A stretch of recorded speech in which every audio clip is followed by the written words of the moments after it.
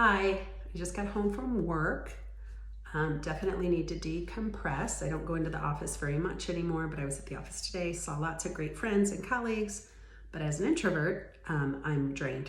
So I told my family, give me like a half hour alone. I need to do some yoga. So this is just an end of the day flow, unrehearsed. I'm not gonna edit out the noise in the background. There's the dog, there's the family. I have a little bit of a cold, as I said, unrehearsed, but just wanted to share with you some ideas of what you might do at the end of the day coming home to decompress. So I'm gonna start in child's pose. The knees are typically wide in child's pose and the tailbone, the booty sink back towards the mat.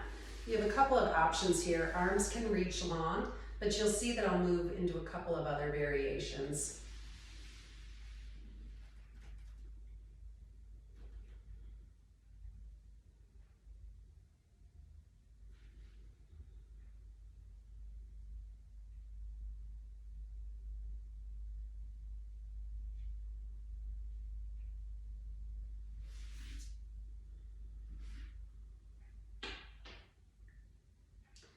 You always have the option to rock your forehead here, give yourself a little bit of massage, and play around with the arms, just deciding what feels good to you.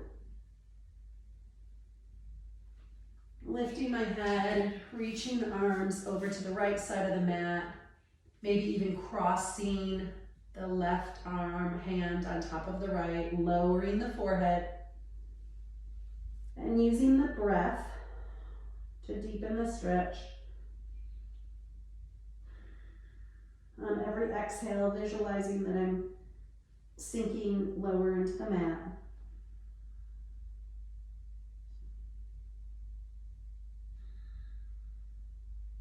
Lifting the head gently, walking the hands back to center, and then over to the left side of my mat. My right hand, oops, don't need to show you that.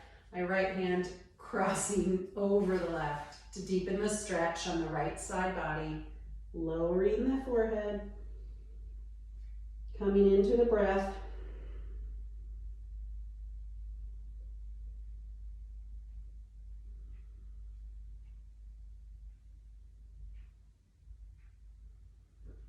Gently lifting the head, coming back to center, lowering the chest towards the mat.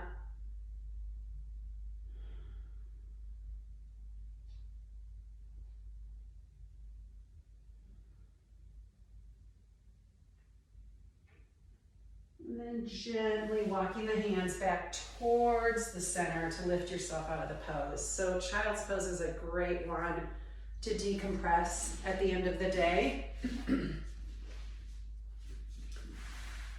The second option is to take some supine twists. Supine meaning back. So I'm just going to gently roll down to my mat. First, extending the legs long. Waterfall pose, which I've shared before, is a great one to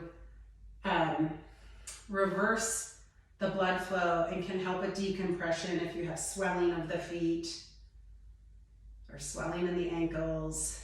This type of inversion is a nice option at the end of the day. And then with my feet on the mat, my lower back is engaged with the mat, so I'm not bowing the back here. I'm sort of engaging my core, like I'm zipping up a pair of jeans. My core is turned on so that my lower back is on the mat. My arms are out at a T, and the knees can just fall to one side. Feeling the stretch through my spine and my lower back, and then potentially letting your head fall to the other direction. If this twist is too much or there's a strain in the neck at all, just leave the head up, glancing at the ceiling.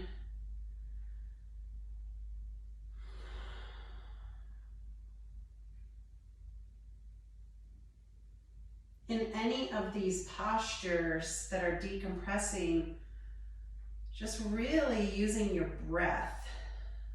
So fully inhale and fully exhaling into the posture. And what I mean by that is visualizing that I'm sending the breath down through the posture. So in this case, I'm going to visualize sending the breath to my hips with the exhale.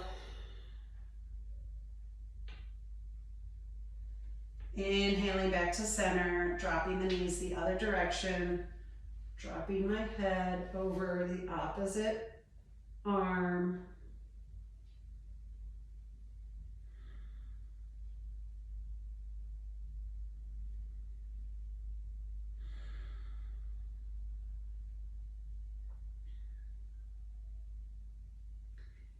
Then you can repeat that a number of times as needed. Inhaling back to center, pulling my knees in, giving myself just a little bit of a hug, massaging out the lower back.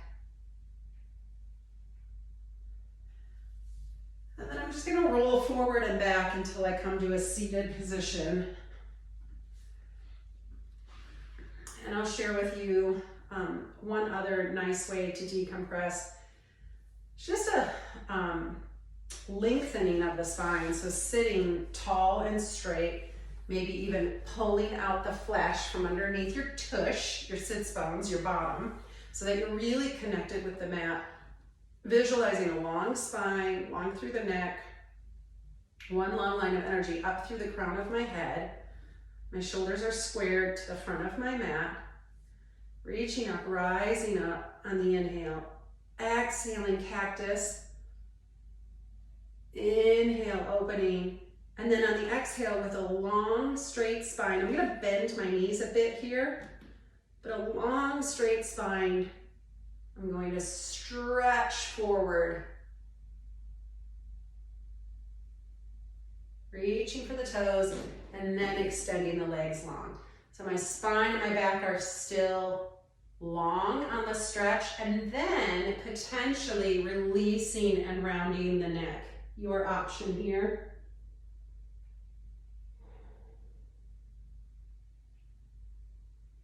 Again, remembering to breathe.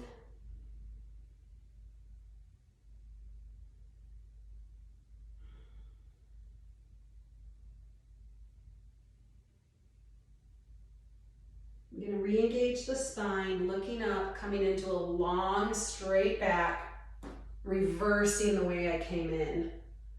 Coming out the same way I came in. Exhaling, cactusing the arms, making those goalposts, and opening the chest and the heart. This is going to counteract the computer work, the drive home, the phone work, right? Really visualizing that you're leading with the chest, opening the chest, the shoulder blades are reaching towards each other when we pull into that cactus or those goalpost arms. Inhale, reaching up. One more time, long straight spine, reaching for my feet. The chest is long against my thighs, lowering my hands to my toes and then straightening the legs, and then rounding the spine, releasing the neck. Option here to straighten the legs or leave a slight bend as much as you need. I feel this through my hamstrings, through my quads, and really kind of all the way through into my hips. But just play around with it to see where it feels good to you. Just that nice stretch feeling. No pain, just a stretch. And again, coming out of it gently. So I'm re-engaging my spine, straight spine, raising my arms and coming out the way that I came in. Releasing.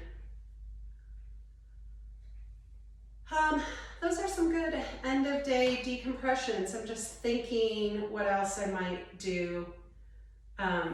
For me, it's going to be just a couple of minutes Shavasana. And in my Shavasana, I'm just going to be mindful of the gratitude that I have for the day. So before I go into my evening, which will be dinner and daughter and dog and potentially homework, and I think I have to log on and do a little bit of work. Before I get into all of that, I just like to come back to center, and I like to remind myself either one thing that I've accomplished today that I feel good about, or something that I'm grateful for. So today I am grateful that we talked about mental wellness at work, and we're really trying to destigmatize mental health and make it just part of the how are you conversation, really showing people that you care by asking how are you and then waiting for a response and engaging in a response. We need each other, we need to be kind to each other. So I'm so grateful that we took that time at lunch at the office today to really connect with one another and to hear people's stories about mental health and to share some good tools on mental health. So I'll put a link in this video, since this is World Mental Health Day, or Mental Health Awareness, I think is the day.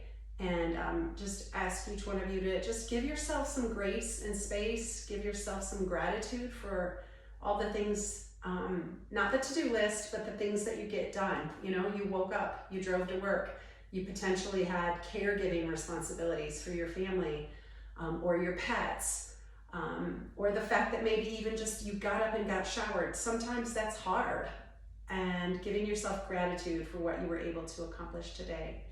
So I'm going to go ahead and rest in Shavasana and reflect on the gratitude that I have for today, and I invite you to do the same. Thank you for practicing with me.